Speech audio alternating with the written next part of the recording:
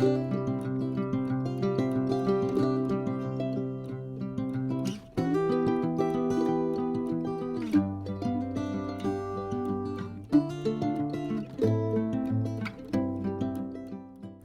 I'm Tara from Wild Bird Farm, and it is mid-January here, and we are getting ready to pre-sprout my favorite flowers, Ranunculus.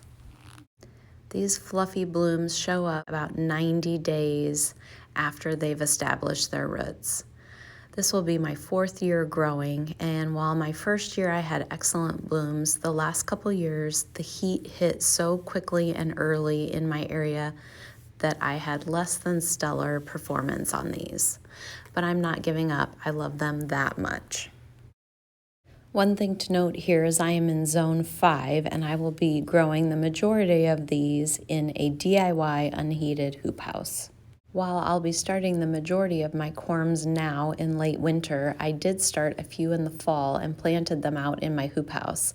I had success with this my first year growing and then got a little bit lazy and haven't done it since. If I can dig out from all the snow around the hoop house, I will show you how those look at the end of this video.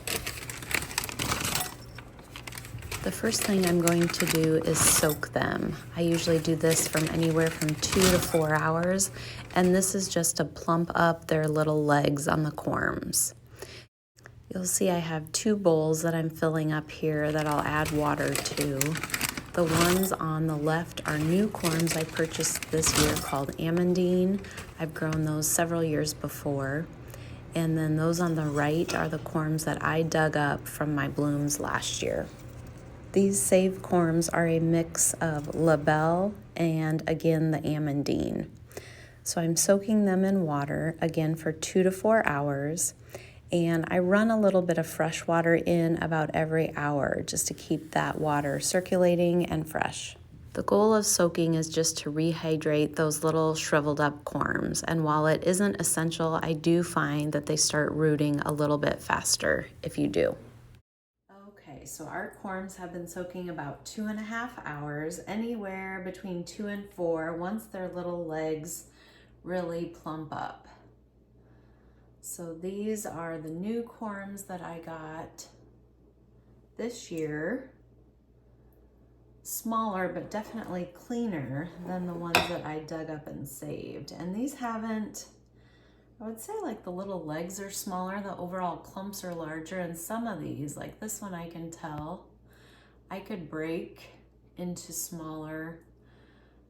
Look at that, I just broke that into 3 clumps.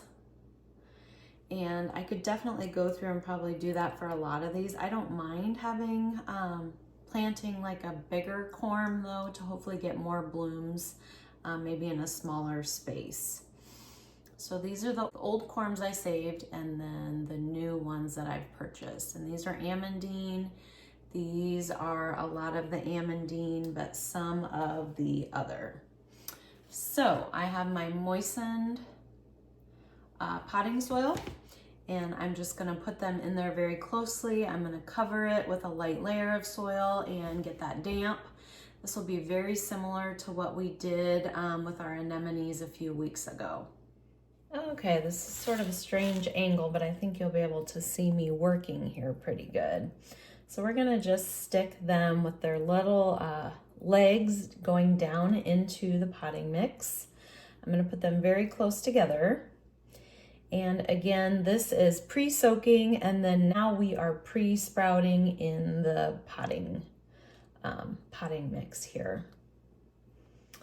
And these will go in a dark, cool area, ideally about 50 degrees for about 2 weeks. And after a few days, I just make sure the soil is still moist. I'll also dig in around in the mix a little bit and see if I can see any roots coming out from the bottom. Just kind of gives me an idea of if it'll be about 2 weeks for most of them to have roots, or if they need a little bit longer. I have noticed that these Ranunculus put on roots a good week to 10 days faster than my anemones have in, in a normal, similar atmosphere. I don't know if others have that same experience or not. Let's see, you might divide those. We have gotten, oh, let's see, we've had 2 snowstorms. The snow has just piled up around our house. We got 11 inches, and then a few days later, we got another 8 or 9. And then it became windy and blizzard conditions. And then the temperatures dropped so low that one day our actual temperature was negative 20 degrees, and the feel like with the wind chill was negative 40. And that is extremely cold for us. I don't think I can remember a time when the wind chill was negative 40. So that was pretty severe. We had our schools were canceled for the most part, even our metro, more populated areas. But I keep looking at the extended forecast, so into February, and I don't know how accurate that is. But it's saying that once we get through the next week or two, we're gonna have 30s and 40s, and it had some 50s by the end of February. And those are temps that we definitely want our ranunculus planted out for. So whether that'll hold and that's true, I don't know. But I do find looking at that extended forecast pretty interesting. Okay, now I have a few that didn't fit. I'm going to squish these together a little bit here. I do have at least this many again of my saved corms. And what I'm planning to do is just do another wave of pre-sprouting. I'll probably wait at least 2 more weeks, maybe 3, and then get the rest of them started. I won't have room for all of these in the hoop house. So my plan, don't want to get these too crowded. My plan is to try putting some out in that raised garden bed that I can put frost cloth over if needed.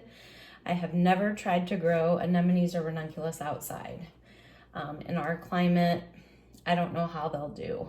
But since I have the corms, I'm gonna fill up my hoop house, and then anything extra is gonna go outside just to see how they do. All right, so I'm gonna go grab my potting mix and I'll be right back. Okay, and I don't know if I made my point clear, but in a small hoop house where the sun is really gonna warm it up on a warm day that's in the 30s and 40s, that ground I've found out there is generally gonna be warm enough for me to get these planted. So I guess that's kind of the reason why I keep looking at the extended forecast. I don't know how accurate it is. Sometimes it's pretty spot on and sometimes it's wrong. So I may, depending how things go, I may have to hold these over. If they've pre-sprouted in 2 to 3 weeks, if the weather's still cold, I will take this and put it under lights, and that's gonna encourage top growth and get some green going.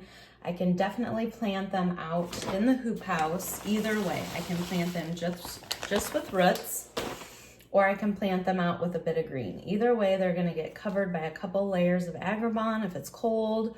On sunny days, they'll be able to soak in that sun and kind of get their roots developed even further.